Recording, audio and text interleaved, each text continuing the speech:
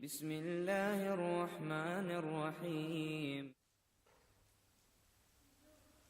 الله أكبر الله أكبر الله أكبر الله أكبر أشهد أن لا إله إلا الله أشهد أن لا إله إلا الله أشهد أن محمد رسول الله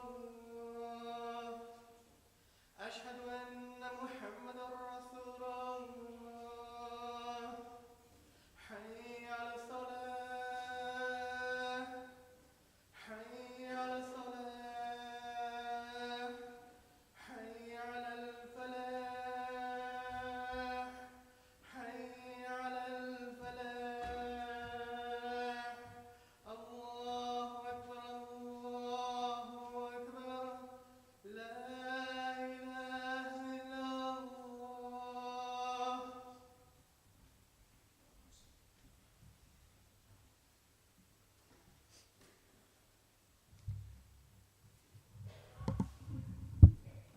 السلام علیکم ورحمۃ اللہ وبرکاتہ. الحمد للہ نحمده ونستعینه ونستغفره ونؤمن به ونتوکل علیہ ونعوذ باللہ من شرور انفسنا ومن سیئات اعمالنا من يهده الله فلا مضل له ومن يضلله فلا هادي له واشهد ان لا اله الا الله وحده لا شريك له واشهد ان محمدا عبده ورسوله. اما بعد فان خير الحديث كتاب الله وخير الهدي هدي محمد صلى الله عليه وسلم وشر الامور محدثاتها وكل محدثة بدعة وكل بدعة ضلالة وكل ضلالة في النار. فاعوذ بالله السميع العليم من الشيطان الرجيم. بسم الله الرحمن الرحيم. ان الذين آمنوا وعملوا الصالحات كانت لهم جنات الفردوس نزلا خالدين فيها لا يبغون عنها حولا. عن ابي هريرة رضي الله تعالى عنه قال قال النبي صلى الله عليه وسلم سبعة يظلهم الله في ظله يوم لا ظل الا ظله الامام العادل وشاب نشأ في عبادة الله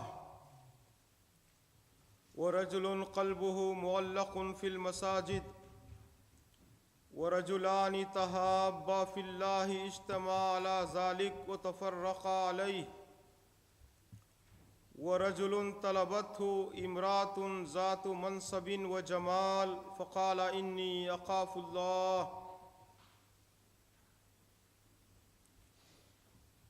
ورجل تصدق بيمينه أخفى حتى لا تعلم شماله ما أنفق بيمينه ورجل ذكر الله خاليا ففاضت عيناه. رواه البخاری. محترم بزرگوں، عزیز دوستوں اور بھائیوں، میری ماں اور بہنوں،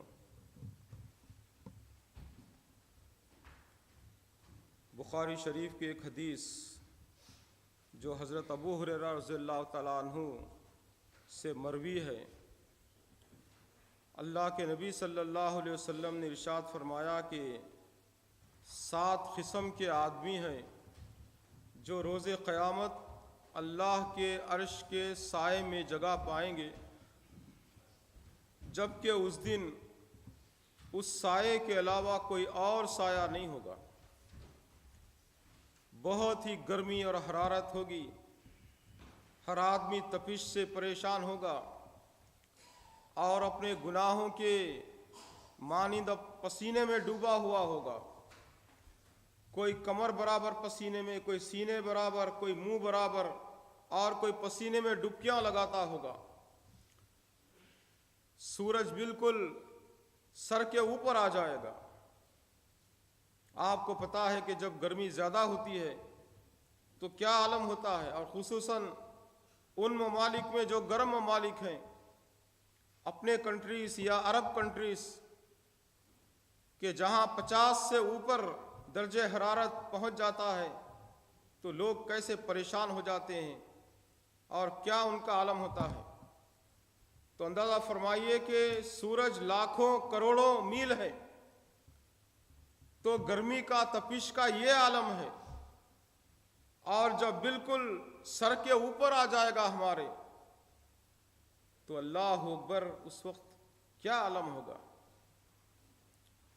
تو اللہ کے نبی صلی اللہ علیہ وسلم نے خوشخبری دی کہ ایسے موقع پر بھی اللہ کے عرش کا سایہ جو ہوگا وہ اتنا وسیع ہوگا کہ 7 قسم کے لوگوں کو اپنے سائے میں چھپا لے گا، جگا دے گا، جہاں پر کہ اس گرمی سے اور تپش سے انسان بچے گا اور سکون اور راحت کی سانس لے گا۔ پہلا آپ نے فرمایا الامام العادل، عدل کرنے والا امام۔ امام سے مراد حاکم وقت ہے، خلیفہ ہے، مسلمانوں کا حکمران ہے، بادشاہ ہے، بڑا ہے۔ تو وہ اگر عادل ہو، عدل کرنے والا ہو، انصاف کرنے والا ہو اسلام کے مطابق، تو ایسا شخص اللہ تبارک و تعالیٰ کے عرش کے سائے میں جگہ پائے گا، جبکہ اس کے علاوہ کوئی سایہ نہیں ہوگا۔ اسلام چاہتا ہے کہ بالکل عدل و انصاف کیا جائے ہر ایک کے ساتھ، رعایا کے ساتھ، ساروں کے ساتھ۔ بدقسمتی سے اسلام کی جو اچھائیاں تھیں آج ویسٹ اور مغرب نے یہ لے لیا ہے، جیسے سوشل سیکورٹی کا نظام ہے اور چائلڈ بینیفٹ ہے وغیرہ وغیرہ۔ یہ نظام ان مغربی ممالک نے، یورپین کنٹریز نے لے لیا ہے، اور مسلم کنٹریوں میں اس کا کوئی نظام نہیں۔ اور اسی عدل کی وجہ سے شاید اللہ تبارک تعالیٰ ان کی حکومتوں کو باقی رکھا ہے اور ان کو عروج پہنچا رہا ہے۔ عدل بہت بڑی چیز ہے۔ یہ دلو ہوا اقرب للتقوی، اللہ نے فرمایا کہ عدل کرو، انصاف کرو، اس لیے کہ وہ تقوی کے قریب ہے۔ چھوٹے چھوٹے چیزوں میں بھی عدل چاہیے۔ اللہ کے نبی صلی اللہ علیہ وسلم کو پتا چلا کہ ایک شخص اپنے بیٹے کو ایک چیز دے دیا ہے، مال و دولت کا ایک حصہ دیا ہے۔ آپ نے ان سے پوچھا کہ کیا تم اپنے سارے بچوں کو دے دیا ہے اسی طرح؟ انہوں نے کہا کہ نہیں، میں ایک ہی بیٹے کو یہ دیا ہوں۔ آپ نے فرمایا کہ یہ عدل کے خلاف ہے اور اس پر اللہ مواخذہ کرے گا۔ سارے بچوں میں انصاف ہونا چاہیے، تو کسی ایک کو زیادہ حصہ دینا، کسی کو کم دینا، کسی کو نہ دینا، یہ حق تلفی ہے۔ تو بہرحال عدل اور انصاف، سبق پڑھ پھر صداقت کا، عدالت کا، شجاعت کا، لیا جائے گا تجھ سے کام دنیا کی امامت کا۔ ایک امام کے لیے ضروری ہے کہ وہ عدل بھی کرے، انصاف بھی کرے، اور جب عدل اور انصاف ہوتا ہے تو اللہ تبارک و تعالی رعایا میں حکومت سے کی محبت عطا کرتا ہے۔ اس بادشاہ سے، حکمران سے وہ لوگ محبت کرتے ہیں کہ بھائی ہمیں انصاف ملتا ہے، یہاں پر ظلم نہیں ہوتا۔ کیونکہ ظلم کیا ہے؟ اللہ کے نبی صلی اللہ علیہ وسلم نے فرمایا ظلم ظلمات یوم القیامہ، یہ قبر کی تاریکی ہے، حشر کی تاریکی ہے، پل صراط پر گزرتے وقت وہاں پر تاریکی ہے، آپ کو راستہ نظر نہیں آئے گا پل صراط کا۔ یہ ظلم اتنی بڑی چیز ہے، قیامت کی تاریکیوں میں سے تاریکی ہے ظلم۔ تو ظلم بہت بڑی بری چیز ہے، اور عدل اس کے مقابلے میں اسلام کو مطلوب ہے، اور یہی کرنا چاہیے۔ ایک بادشاہ کے تعلق سے آتا ہے کہ وہ کہیں شکار کرتے ہوئے جنگل میں چلا گیا اور اپنے قافلے سے، اپنے حواریوں سے، اپنے لوگوں سے بچھڑ گیا۔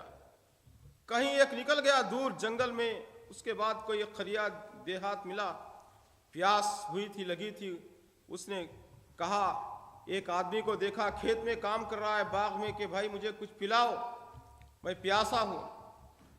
وہ فوری اس کے سامنے ایک انار توڑ کر لایا باغ سے اور اس کو نچوڑا تو بڑا کپ گلاس جو بھی اس کا جام تھا، پیمانہ بھر گیا، اور جب دیا بادشاہ کو. اس کو تو نہیں معلوم دیکھاتی کوئی ایک اسٹرینج آدمی ہے, کوئی اجنبی ہے, مسافر ہے, کوئی پریشان حال ہے, کوئی مانگنے والا ہے, وہ سمجھا. جب وہ پیا تو بڑا لذیذ, بڑا میٹھا, بڑا ہی اچھا انار کا عرق جوس.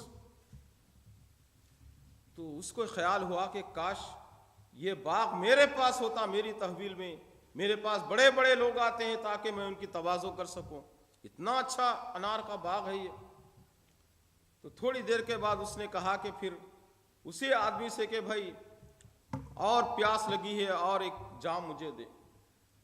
اب وہ دیہاتی کسان اب وہ ایک انار لا کر نچوڑا, 2 3 4 مشکل سے گلاس بھرا, اور جب وہ پیا تو نہ اس کا ٹیسٹ وہ ہے, نہ اس کی مٹھاس حلاوت ہے.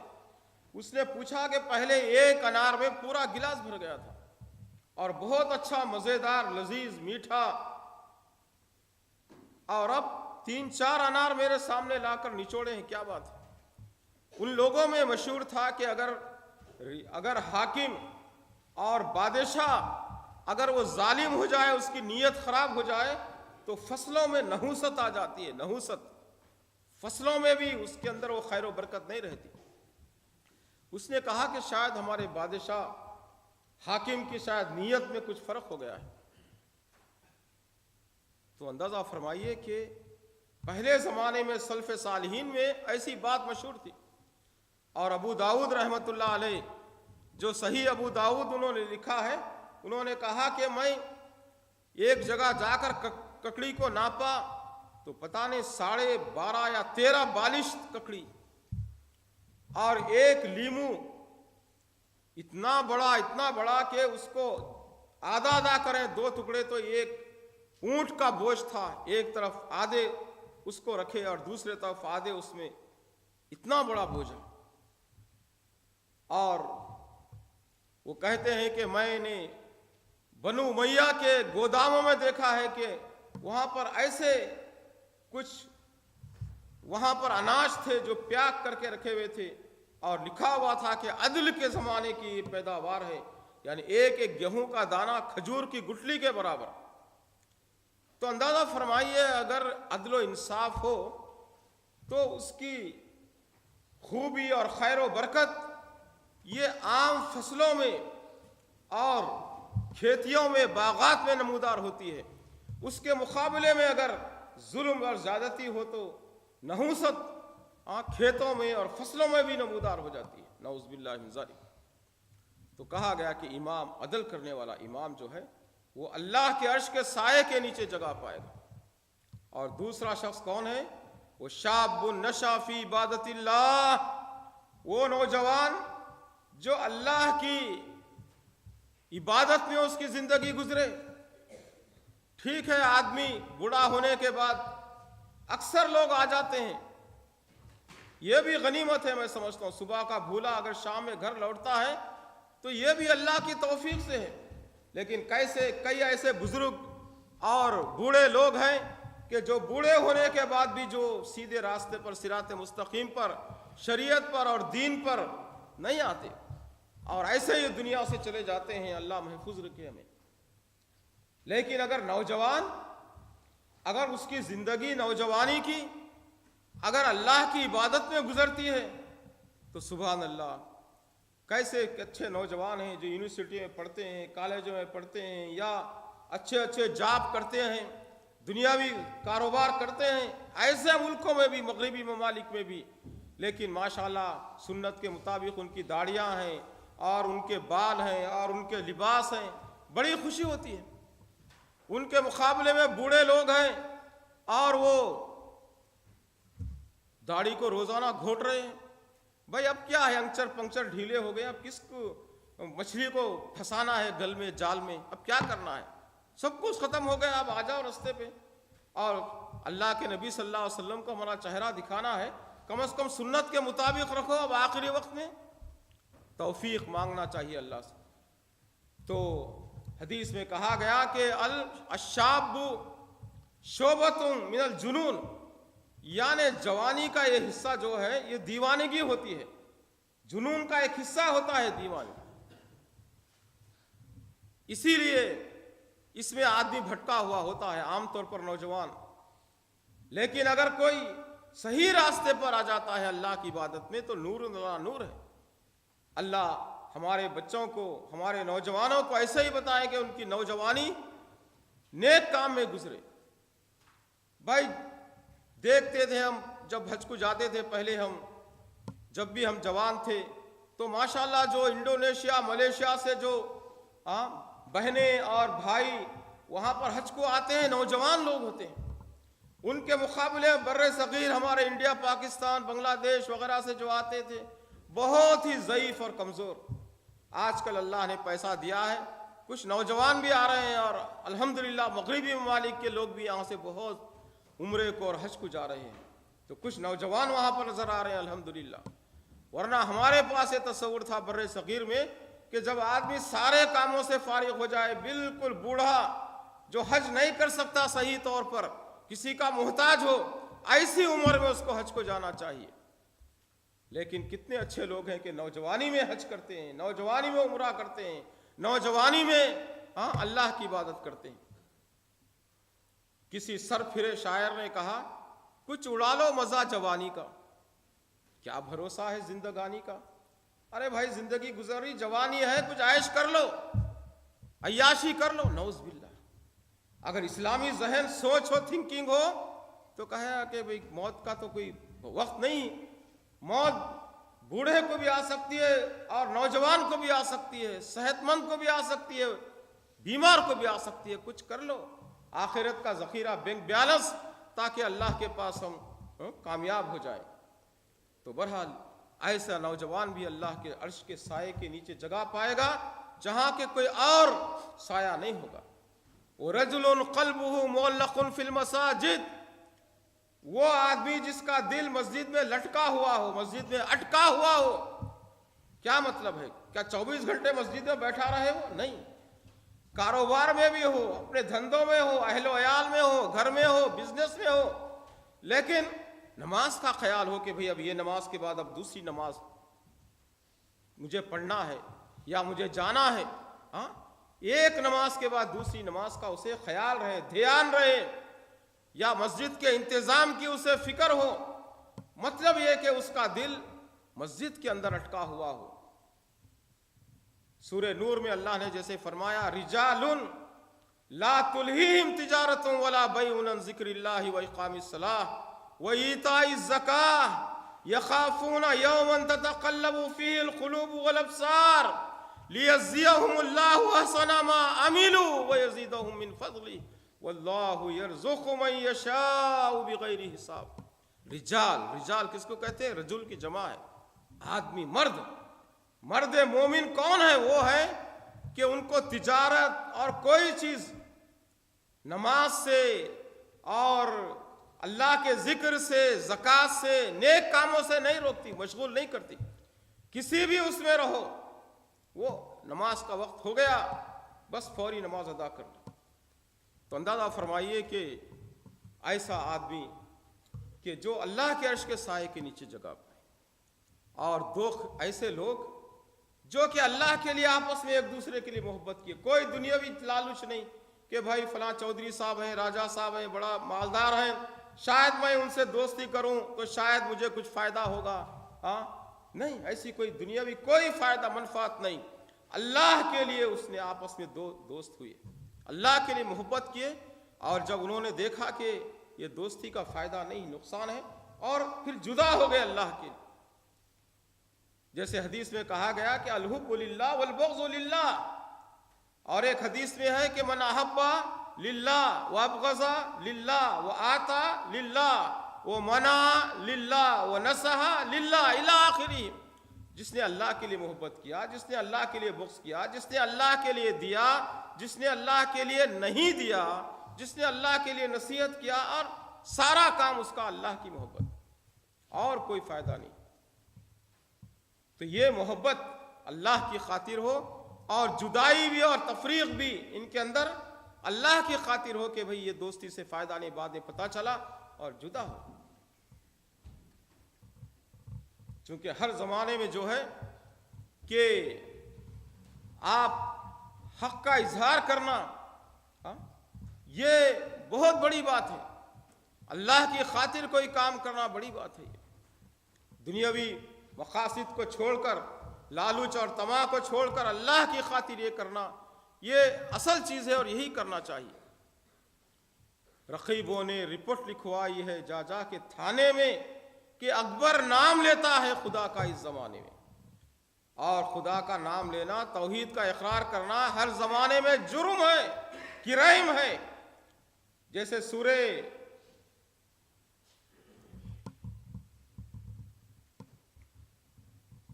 بروج میں کہا گیا وَمَا نَقَمُوا مِنْهُمْ إِلَّا يُؤْمِنُوا بِاللَّهِ الْعَزِيزِ الْحَمِيدِ، کہ ان کا جرم کیا تھا؟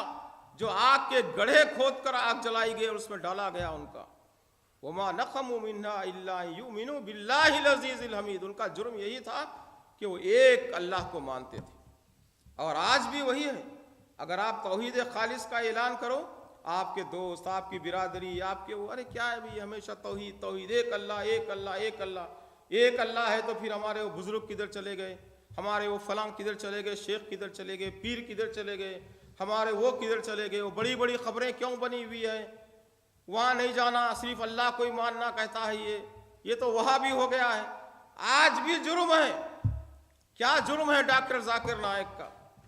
ہاں، جو بت پرستوں نے، جو ہندوؤں نے ان پر پابندی لگانے کو، دائرہ تنگ کرنے کے لیے، اور بنگلہ دیش کی جو حکمران ہیں وہ بھی کافر کی بچی ہے، وہ بھی کافروں سے بدتر ہے۔ جیسے ڈاکٹر اقبال نے کہا، یہ وہ مسلم ہے جنہیں دیکھ کے شرمائے یہودیوں کو بھی شرم آتی ہے، نام کے مسلمان ہیں کمبخت۔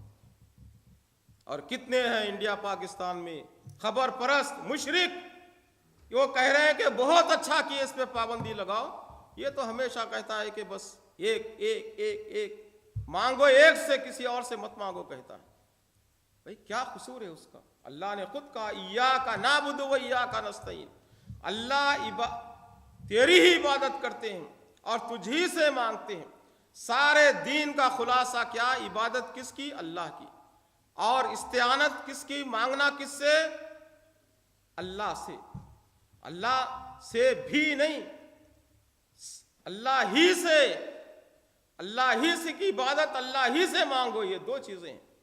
کوئی آدمی عبادت اللہ کی کرتا ہے لیکن مانگتا اللہ کے علاوہ کسی اور سے ہے، وہ مشرک ہے، وہ مشرک ہے، وہ جہنمی ہے، وہ مسلمان نہیں ہو سکتا۔ بہرحال اللہ کے لیے محبت اور اللہ کے لیے بغض۔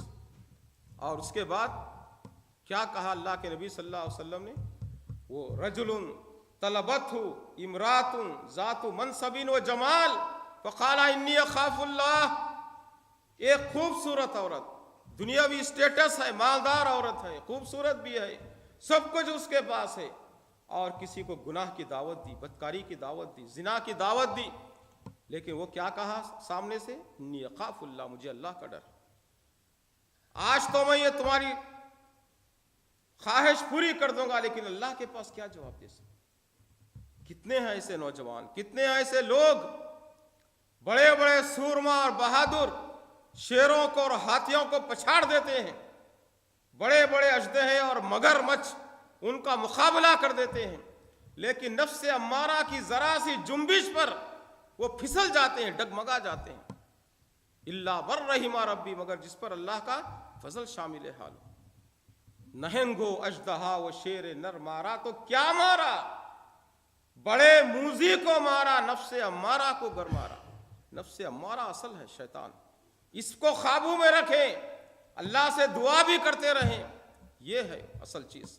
ورنہ شیروں کو مارنا، سانپوں کو مارنا، بڑے بڑے ہاتھیوں کو پچھاڑنا، پہلوانوں کو پچھاڑنا، مقابلہ کرنا، یہ کوئی کمال کی بات نہیں۔ یوسف علیہ السلام جیل کو جانا پسند کر لیے، لیکن آپ برائی کو نہیں کیے، برائی کا ارتکاب نہیں کیے، تو اندازہ فرمائیے کہ یہ اصل امتحان ہے۔ ورنہ کتنے ہمارے اسکینڈل ہے، بوڑھے آدمیوں کے، پوپ کے، پادریوں کے، کتنے آتے ہیں روزانہ میڈیا میں، دیکھ لیجئے، ہاں، کہ نعوذ باللہ مولوی ہیں، پیر ہیں، اور کیا کیا ہیں، ان کا یہ اسکینڈل ہو گیا، وہ اسکینڈل ہو گیا، اس کے ساتھ منہ کالا کر دیے، اس کے ساتھ یہ ہو گیا، نعوذ باللہ، اللہ بچائے۔ یہاں تو معاملہ اپوزٹ ہے، وہ دعوت دے رہی ہے لیکن آدمی کہے کہ انی اخاف اللہ، میں اللہ سے ڈرتا ہوں۔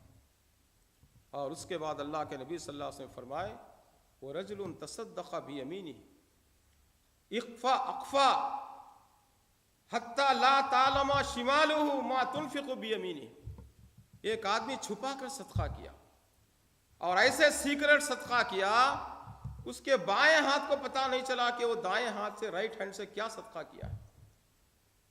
اس میں یہ ہے کہ آپ زکوٰۃ دیتے ہیں تو آپ بے شک اس کو اعلان کر کے دے سکتے ہیں، لیکن آپ اپنا نفلی صدقہ خیرات کرتے ہیں تو بہتر ہے کہ اس کو چھپا کر، لیکن چاہے آپ بظاہر دیں یا چھپا کر دیں، نیت اخلاص کی ہو، یہ نہ ہو کہ ہو فلاں حاجی صاحب اور فلاں نے دے دیا ہے، بھئی میرا اعلان ہو جائے مسجد میں، ختم، دنیا میں ہو گیا، اب آخرت میں کیا ملنے والا ہے؟ تو اندازہ فرمائیے اخلاص تو بہرحال۔ اور وہ ابو بکر رضی اللہ عنہ، عمر رضی اللہ عنہ کے تعلق سے معلوم ہوتا ہے انہوں نے گھر کا سارا سامان لا دیا، اور اب عمر رضی اللہ عنہ گھر کا آدھا سا لا دیا۔ تو بزا اوقات لوگوں کو ابھارنے کے لیے، ترغیب کے لیے، مسجد کا کہیں اعلان ہو رہا ہے تو آپ ان کے ابھارنے کے لیے جذبہ دے سکتے ہیں کہ بھی میری طرف سے 1000 پاؤنڈ ہے، میری طرف سے 100 پاؤنڈ ہے، میری طرف، تاکہ لوگ دیکھیں اور دیں، لیکن نیت آپ کی صحیح ہو ہر حال میں، بہرحال بظاہر دیں یا چھپا کر دیں۔ ایسے آدمی بھی اللہ کے عرش کے سائے کے نیچے ہوگا جہاں کوئی سایہ نہ۔ اور آخری 7ویں قسم کا وہ آدمی ہے رجل ذکر اللہ خالیا ففاضت عیناہ۔ ہم بہت دنیا میں روتے ہیں، کوئی عزیز و اقارب کا، بزرگوں کا، رشتہ داروں کا، کسی کا انتقال ہو جائے، نقصان ہو جائے، بیماری آ جائے، کچھ ہو جائے، پرابلم ہو جائے تو ہم روتے ہیں، بہت روتے ہیں، لیکن بہترین رونا کیا ہے؟ ٹھیک ہے یہ رونا بھی جائز ہے شریعت کے حدود میں، کہ کبھی ہم ایسا کیے ہیں کہ کبھی بیٹھ کر خالی تنہائی میں اللہ کے ڈر سے، قبر کے ڈر سے، حشر کے ڈر سے، اپنے گناہوں کو یاد کر کے کہیں ہم روئے ہیں کبھی؟ اگر روئے ہیں تو بڑے خوش قسمت ہیں۔ اور کیا حدیث میں اللہ کے نبی صلی اللہ علیہ وسلم فرمائے وَرَجُلٌ ذَكَرَ اللَّهَ خَالِيًا فَفَاضَتْ عَيْنَاهُ، اس کی آنکھیں بہہ گئیں، آنسو بہنے کے بجائے، کہنے کے بجائے اللہ کے نبی صلی اللہ علیہ وسلم کیا کہے؟ اتنا شدت سے اس نے رویا کہ گویا کہ اس کی آنکھیں بہہ گئی، ففاضت عیناہ۔ اور حدیث میں ہے اگر کوئی اللہ کی خوف سے اگر ایک مکھی برابر بھی کوئی آنسو اس کا ٹپکا ہے تو اللہ تعالیٰ اس پر جہنم کی آگ کو حرام کر دے گا۔ بہرحال یہ 7 قسم کے کیٹیگریز کے لوگ ہیں جو روز قیامت جب کہ سورج بالکل سر پر آ جائے گا اس وقت اللہ کے عرش کے سائے کے نیچے جگہ پائیں گے۔ ہم اب غور کریں ہماری زندگی میں کہ کیا کوئی ایک بھی کیٹیگری میں ہم آ سکتے ہیں کیا؟ اگر آ سکتے ہیں تو اللہ کا شکر ادا کریں اور زیادہ اس میں آگے بڑھنے کی کوشش کریں، اگر نہیں تو پھر ہم کوشش کریں آج ہی سے تاکہ مرنے سے پہلے کوئی ایک قسم میں آ جائیں، تاکہ اللہ کے عرش کے سائے کے نیچے جگہ پائیں روز قیامت، جبکہ اس کے علاوہ کوئی جگہ نہ ہوگی۔ یہ ابو ہریرہ رضی اللہ تعالیٰ عنہ راوی ہیں اور بخاری شریف کی یہ حدیث ہے۔ اللہ بولنے اور سننے والوں کو ان خوش نصیبوں میں بنائے جو اللہ تبارک تعالیٰ روز حشر کی گرمی سے، حرارت سے، پریشانی سے، ہولناکی سے بچائے۔ اللہ اپنے عرش کے سائے کے نیچے ہمیں جگہ عطا فرمائے، آمین ثم آمین۔ وآخر دعوانا الحمدللہ۔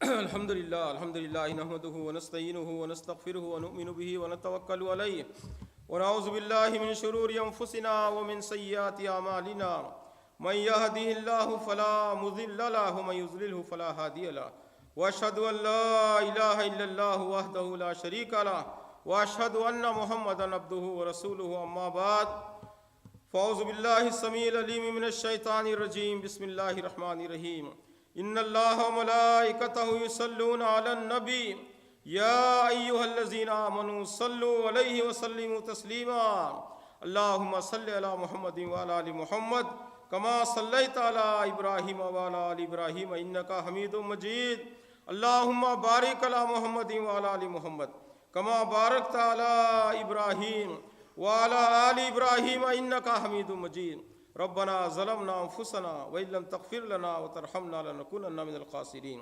ربنا آتنا في الدنيا حسنة وفي الآخرة حسنة وقنا عذاب النار ربنا هب لنا من أزواجنا وذرياتنا قرة أعين واجعلنا للمتقين إماما ربنا اصرف عنا عذاب جهنم إن عذابها كان غراما إنها ساءت مستقرا ومقاما اللهم آتنا علما نافعا وعملا متقبلا ورزقا واسعا وشفاء من كل داء اللهم احفظنا عن كل بلاء الدنيا وعذاب الآخرة اللهم أعز الإسلام والمسلمين اللهم أعز الإسلام والمسلمين اللهم انصر الإسلام والمسلمين اللهم انصر الإسلام والمسلمين والمستضعفين في كل مكان ربنا تقبل منا إنك أنت السميع العليم وتب علينا إنك أنت التواب الرحيم وصلى الله على خير خلق محمد وعلى آله وصحبه أجمعين